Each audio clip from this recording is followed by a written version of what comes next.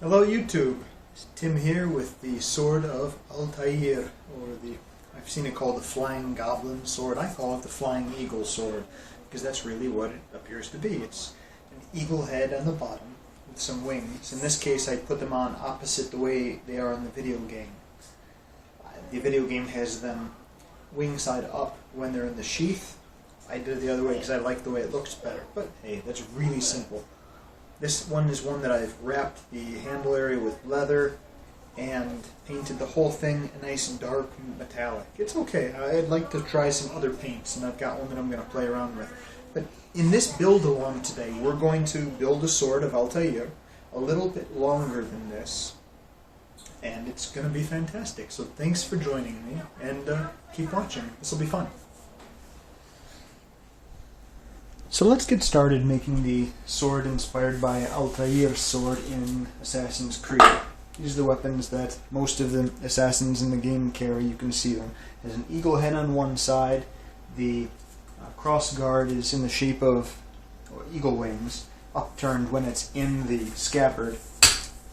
So that's basically what we're going to be preparing for. We've gone and taken a 1/2-inch pipe, and I've marked 6 and 7 inches along. The pipe is overall 41 inches long. This is a scrap pipe from some of my other projects. So this is what's left. You can go and take this and do things like this with it. The problem that I'm going to face here is that I don't have a board that's long enough to flatten it all in one go. So what we're going to try and do here is flatten the first section, the inner section, then I'm going to flatten the tip separately. We'll see. I mean, that should work. Shouldn't be a problem with that, and I've done stuff like that before. Let's go ahead and heat it up now and get it going.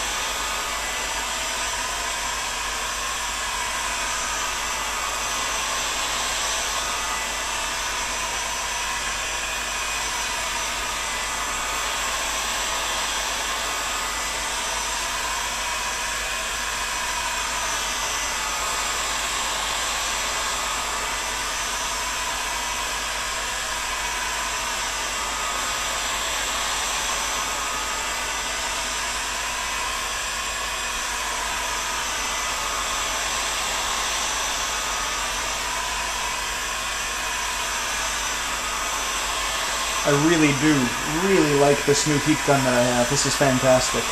I feel like a PVC ninja now. Adjustable heat, as well as adjustable airflow. You can't beat that.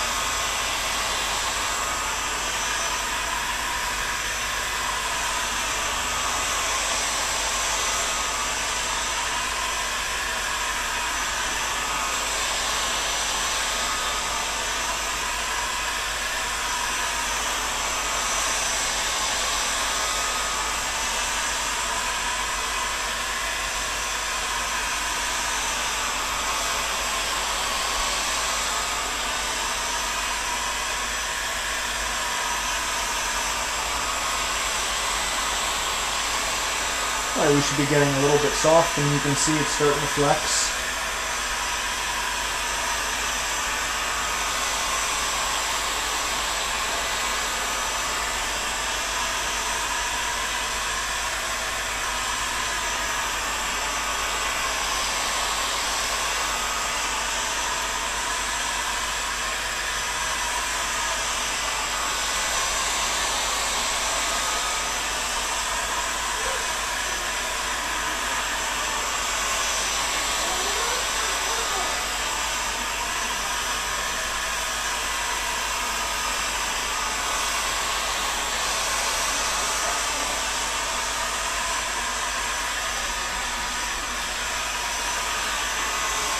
Half-inch pipe does heat up very quickly, which makes it nice to work with.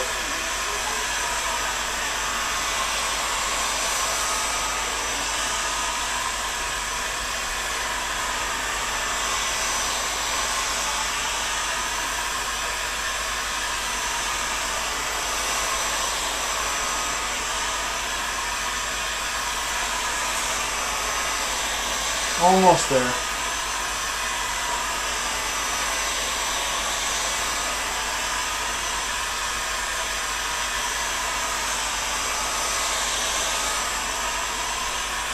Yep, it's pretty soft in the center now, but just another second because that's still the area that needs the most heating. Let's focus on that for a second. And again, there are different ways you can heat the pipe that'll help you to concentrate the heat on that, or at least prevent the ends from heating up more than the center. This is one of them. If you do this through the whole time, you're much more likely to get even heating.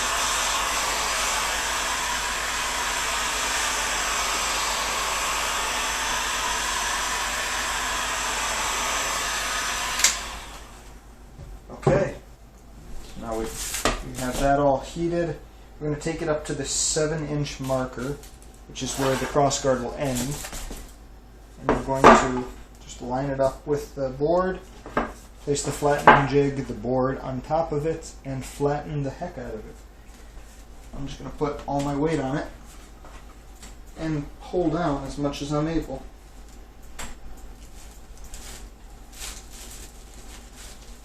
In fact, I think I'm going to see how much I can lean on it. See, you didn't think you were going to watch me kill myself during this video, did you?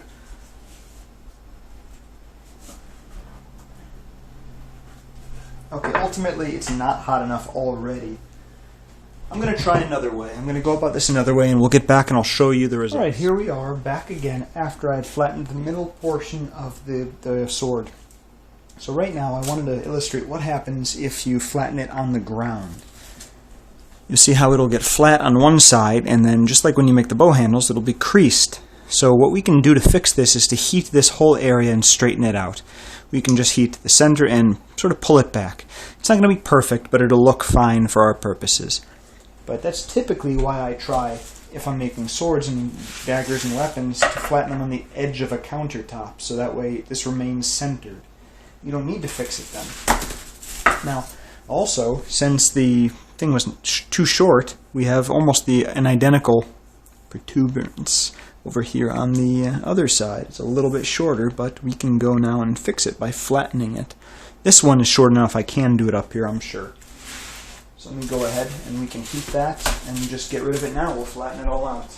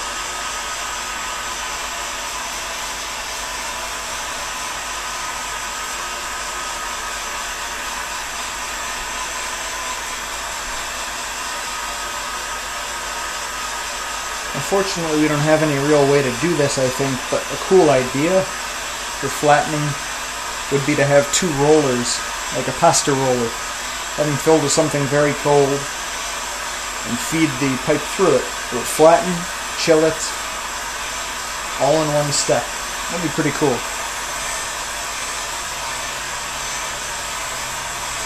Probably not going to happen. Probably not all that practical.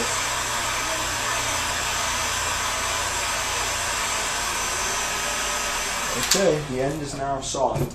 So what we're going to do is take this pipe. I'm going to rest the, if you can see here, I'm going to rest the edge of the sword over on the countertop.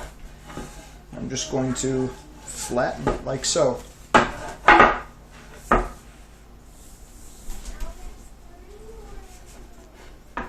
basically it. I'm just holding it straight and I'm applying pressure. The other thing is if I slide this down and I use the end, I'll be able to taper the tip all the way to a point, which is probably even better. So let's do that.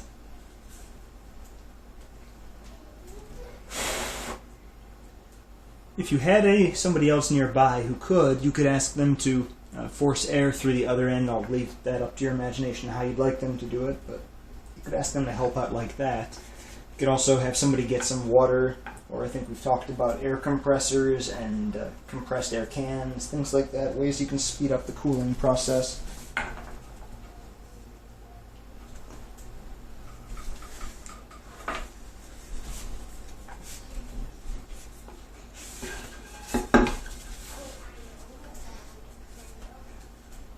Rotating the wood will do that for you too, because this is very hot now, so.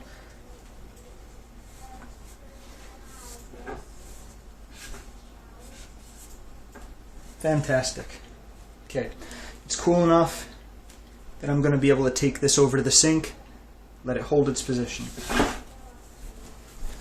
Before you do that, you might want to try and unkink it, get any straightness issues out.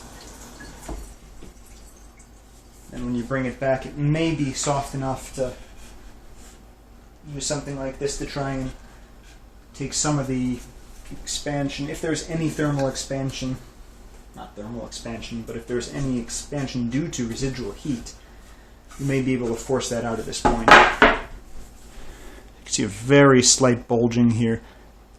I could have left it under the weight a little bit longer and that would have been better. But to be honest with you, it really matches the whole thickness throughout pretty well.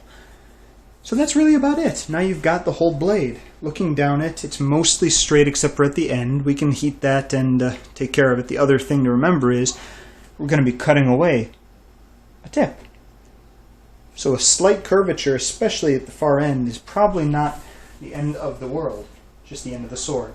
So we're not going to worry too much about it. However, take a look there. I just bent it against my knee and got most of the bend to come out. If you can see my knee here, put it like that, hold it and force it against the knee. And there you go. See what I mean? Nice and straight now. That leaves us fixing this handle area, trying to get it centered. One way you could do this is, like I said, let's just heat the junction and see how that works out. If it doesn't work out, you could always go ahead and flatten the entire thing and then reheat it to turn it back round, because you're going to round it and shape it again anyway. Two things that we're going to add to this once we're done is we're going to slide on a 3/4 inch pipe just to make this grip area a little bit thicker. We're also going to put on a 3/4 inch pipe for the wings, and then we're going to crimp and make the eagle head. That's the easiest part. So let's just try and get this area done.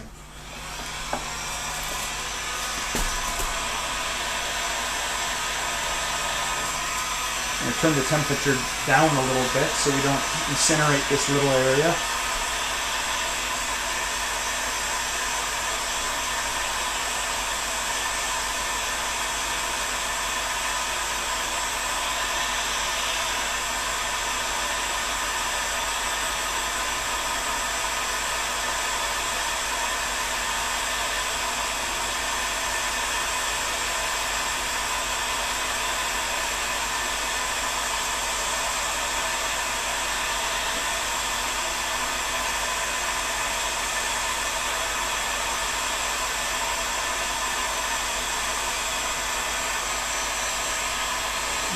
Specifically focusing on that crease.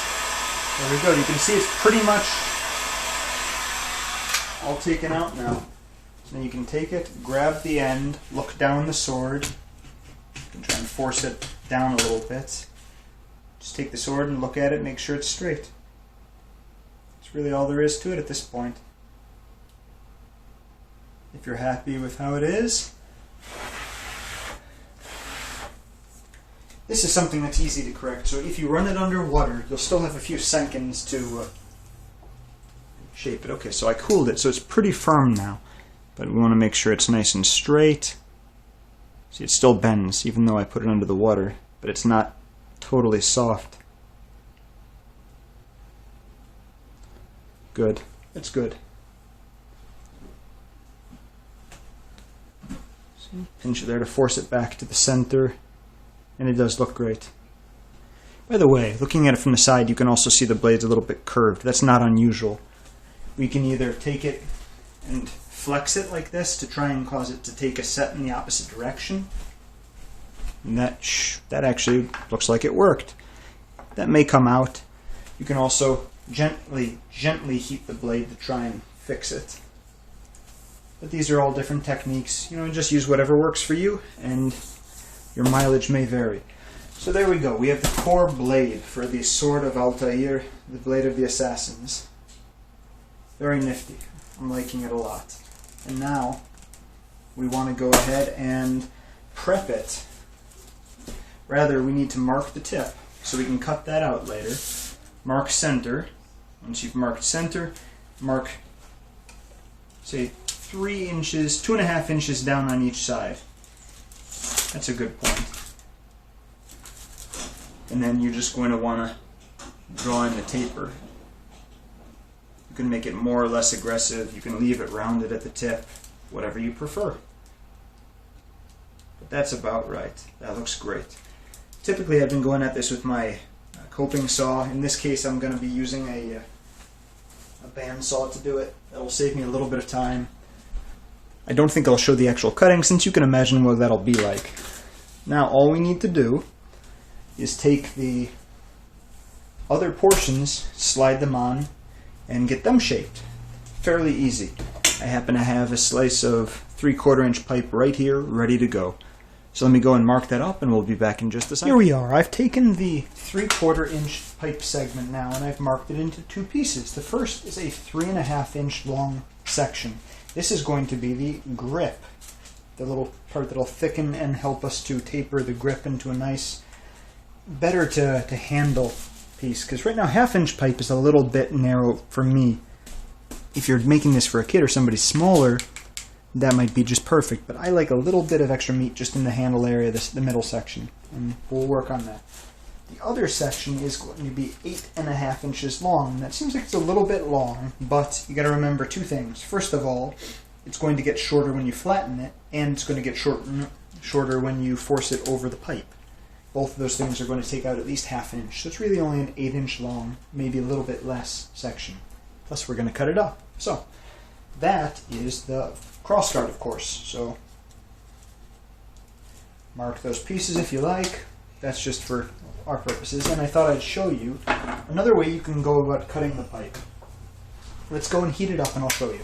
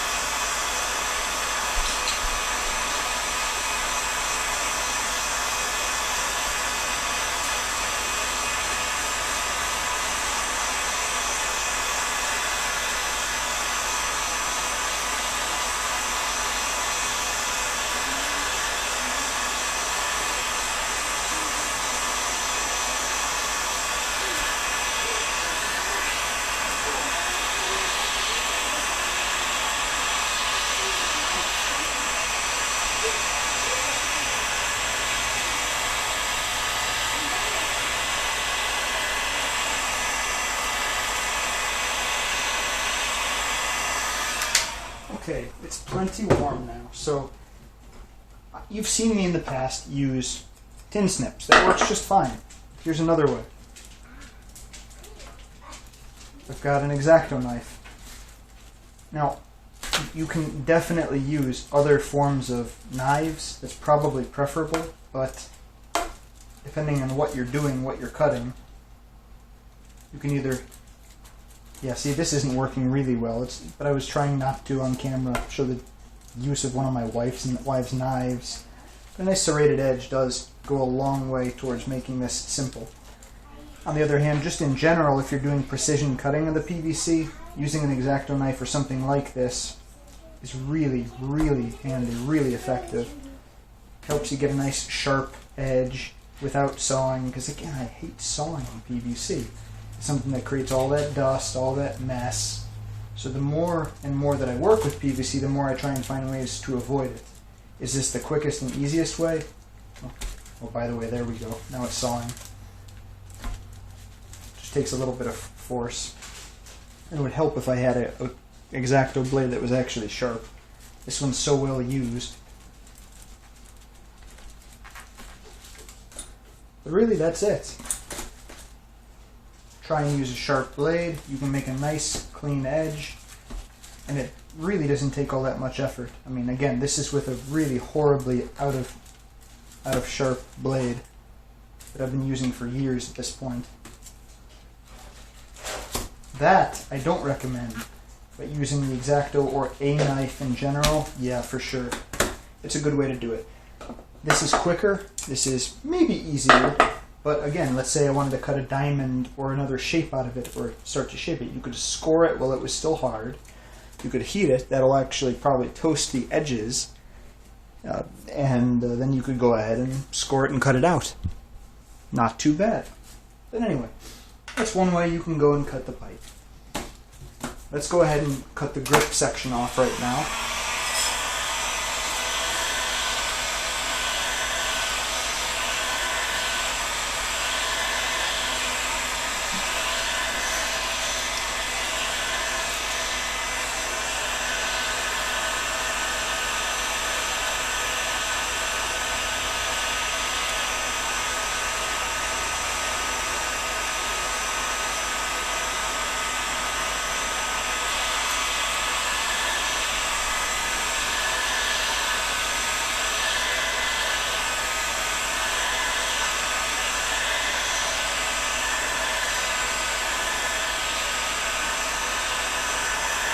You can go to the sink. No trouble. Go ahead. At least my daughter, she's being really sweet. Doesn't want to make too much noise while I'm making a video for you guys.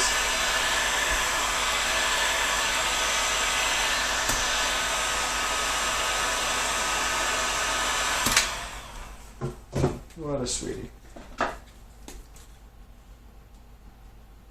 So this one I will cut with the tin snips. I mean, heck, that's quick and easy, really. Like I said, if you had a sharp X-Acto knife or a sharp knife, it would go so much better. Now this part, all that we're going to do is slide it on there. However, to make things nicer, I'm going to take this outside and sand the edges down before we do that. While it's hot, you can even go and snip the edges off. That's something that I've done. It at least gets you started. It's that much more material that you won't have to remove with a file, rasp, sandpaper, what have you. So, see? There you go. It's already roughly tapered.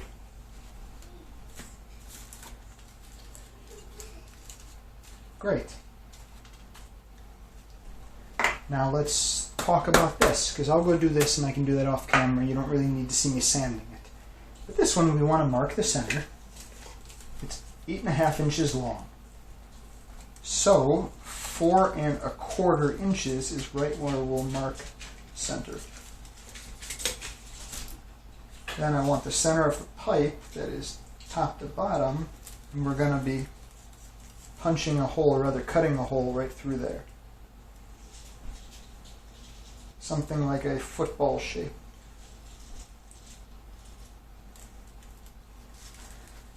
Roughly like that. As you can imagine, that's where we're going to slide this on as the crossguard. So let's go ahead and do that right now. This time I think I actually will use the X-Acto knife. Just maybe I'll get it started with the tin snips, but this is something that'll work.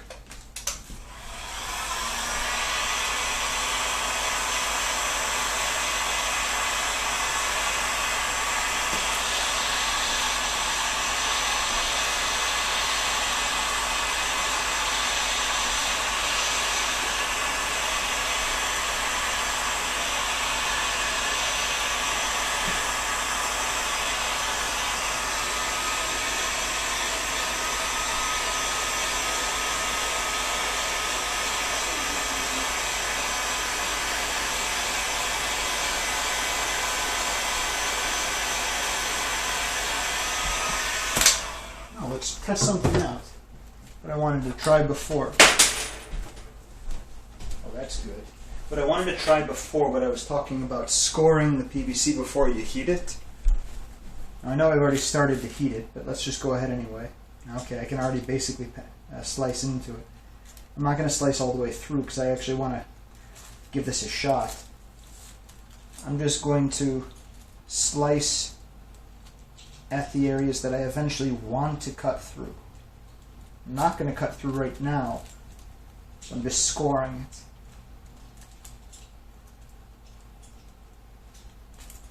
Okay, now let's keep heating it and see if those areas burn first. Probably not. The cut's not deep enough.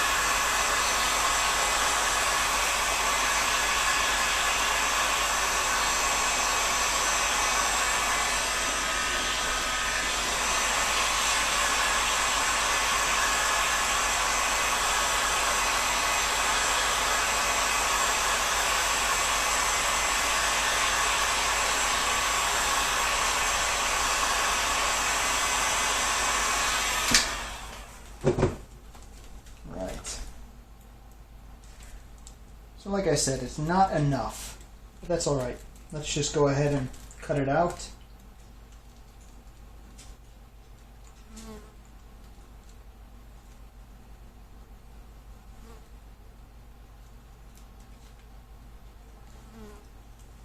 Yeah, with a little heating, wow, this stuff just cuts like butter, even with, again, a really, really dull X-Acto knife.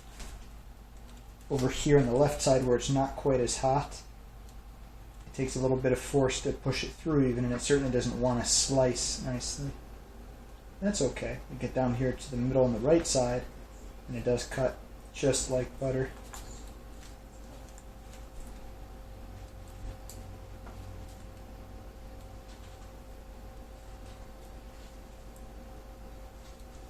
Usually what I end up doing is I just try and use the tin snips and I cut out something and then I cut away from it and I flatten and I cut and I flatten and I cut.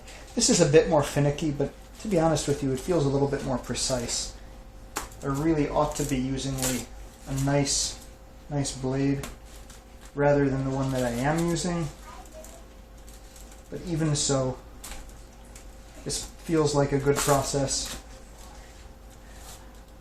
Word of caution. Cut away from yourself, not towards yourself. Don't cut towards your hand, cut away from your hand, because you're going to slip. I've done it with a box cutter once, and it's not something that I recommend. Usually you only make a mistake like that once.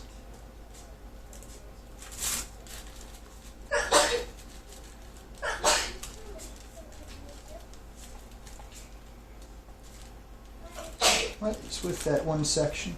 Okay, so I'm going to go ahead and do this. I'm just going to cut these areas out. You can do it however you like. Use the tin snips, just like that. Use a knife.